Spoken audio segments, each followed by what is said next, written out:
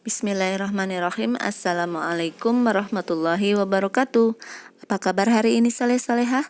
Semoga kalian di rumah semuanya sehat dan siap untuk belajar ya.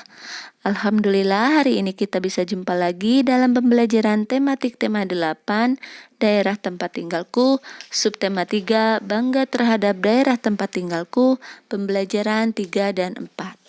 Nah, sebelum belajar, mari kita berdoa terlebih dahulu.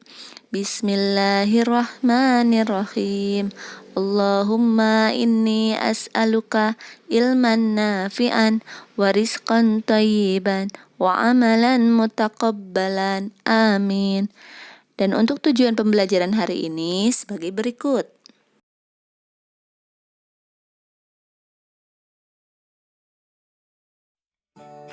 Halaman 141.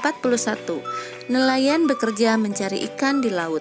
Hasil tangkapan ikannya digunakan untuk memenuhi kebutuhan hidupnya sehari-hari. Mata pencaharian sebagai nelayan ditemui di daerah pantai. Berbicara tentang nelayan mengingatkan kita pada cerita fiksi, yaitu Nelayan dan Ikan Mas. Silahkan kalian baca cerita fiksi tentang nelayan dan ikan mas pada halaman 141 sampai 143. Nah, berdasarkan cerita tersebut, kita dapat menjawab pertanyaan berikut. Yang pertama, mengapa cerita nelayan dan ikan mas disebut sebagai cerita fiksi? Ya, karena cerita nelayan dan ikan mas bukanlah cerita yang nyata atau tidak benar-benar terjadi ya. Hanya berdasarkan dari imajinasi pengarangnya saja.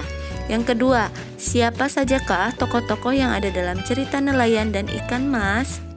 Ya, tokohnya yang pertama ada si kakek atau nelayan, si nenek atau istri nelayan, dan ikan mas. Yang ketiga, bagaimanakah sifat dan tokoh-tokoh dalam cerita nelayan dan ikan mas? Nah, sifatnya kalau si kakek atau nelayannya itu suka menolong, pekerja keras, dan si nenek atau istri nelayannya yaitu serakah ya sifatnya.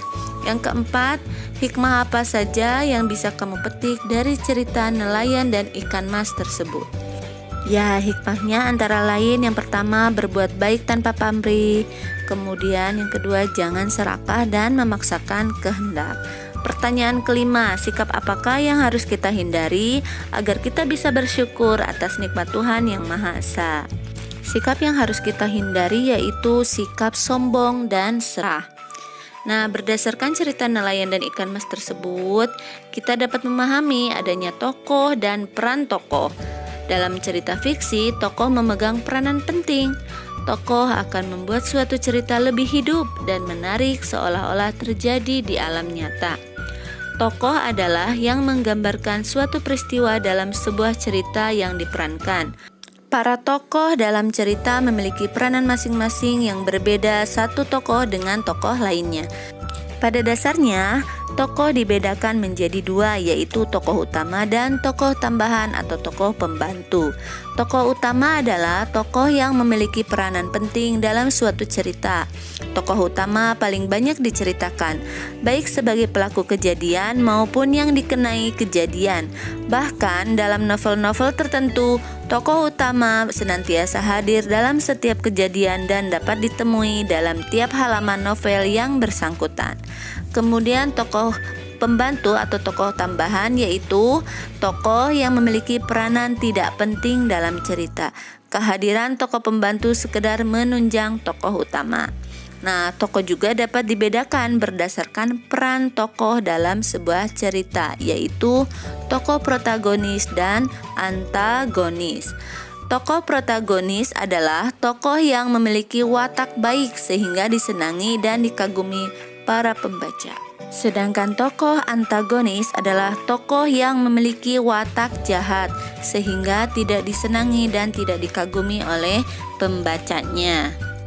Nah, dari judul cerita nelayan dan ikan mas tersebut dapat disimpulkan bahwa tokoh utamanya adalah sang nelayan atau si kakek dan ikan mas. Sedangkan tokoh pembantunya adalah si nenek atau istri nelayan.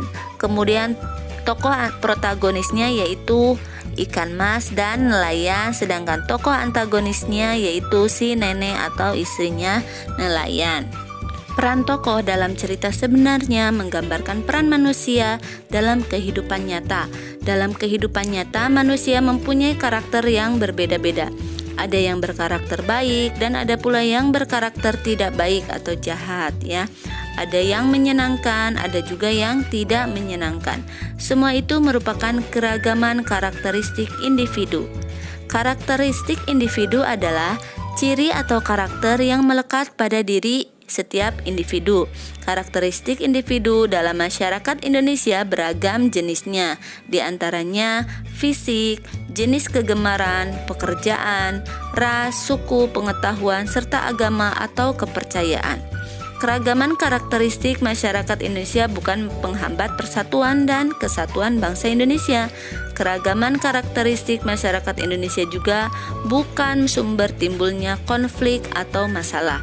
Sebaliknya, keragaman karakteristik masyarakat Indonesia merupakan kekayaan khasanah budaya bangsa yang dapat memperkukuh persatuan dan kesatuan Indonesia.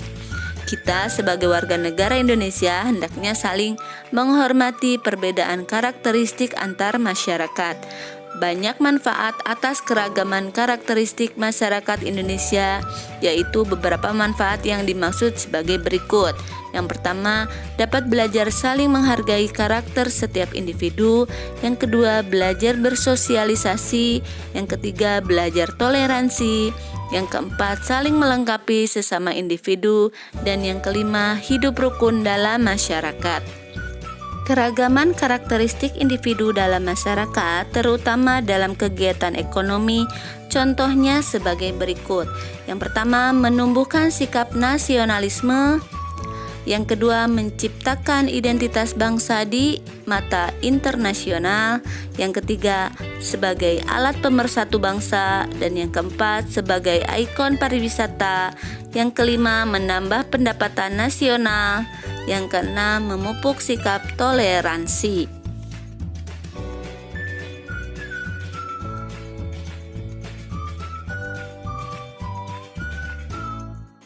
Pekerjaan merupakan salah satu jenis karakteristik individu dalam masyarakat. Misalnya petani merupakan pekerjaan mayoritas bangsa Indonesia sebagai negara agraris. Nelayan adalah pekerjaan yang ditekuni oleh masyarakat di daerah pantai. Adapun di daerah pegunungan, sebagian warganya menggarap perkebunan. Banyak ragam pekerjaan dalam masyarakat. Pekerjaan yang ditekuni masyarakat sesuai dengan kondisi lingkungan alam sekitar. Nah, pekerjaan merupakan salah satu bentuk kegiatan ekonomi. Kegiatan ekonomi adalah semua kegiatan yang dilakukan oleh manusia untuk memenuhi kebutuhan hidupnya. Pada dasarnya, manusia bekerja untuk memenuhi kebutuhan hidup. Jadi, pekerjaan merupakan salah satu bentuk kegiatan ekonomi.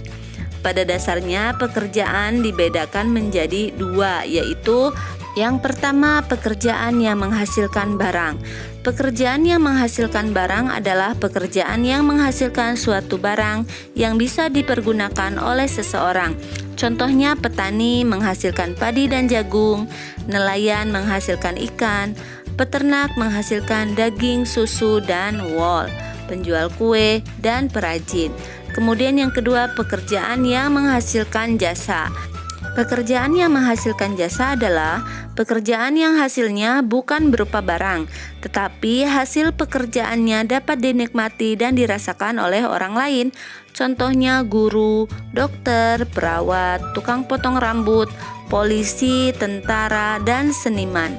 Jenis pekerjaan jasa ini dibutuhkan masyarakat luas, terutama di bidang pendidikan, pelayanan kesehatan, layanan transportasi, ketertiban dan keamanan, serta pariwisata. Oleh karena itu, pekerjaan yang menghasilkan jasa disebut sebagai pekerjaan yang berkaitan dengan sosial budaya. Mata pencaharian penduduk dapat dilihat dari corak kehidupan penduduk setempat, yaitu corak kehidupan tradisional atau sederhana dan corak kehidupan modern atau kompleks. Mata pencaharian penduduk yang memiliki corak sederhana sangat berhubungan dengan pemanfaatan lahan dan sumber daya alam. Contohnya pertanian, perkebunan, dan peternakan. Adapun mata pencaharian penduduk yang memiliki corak modern biasanya lebih mendekati sektor jasa, transportasi, dan pariwisata. Bagaimanakah dengan penduduk di lingkungan tempat tinggalmu? Nah, kesimpulan sesuai dengan corak kehidupan kegiatan ekonomi penduduk di lingkungan sekitar kita antara lain sebagai berikut.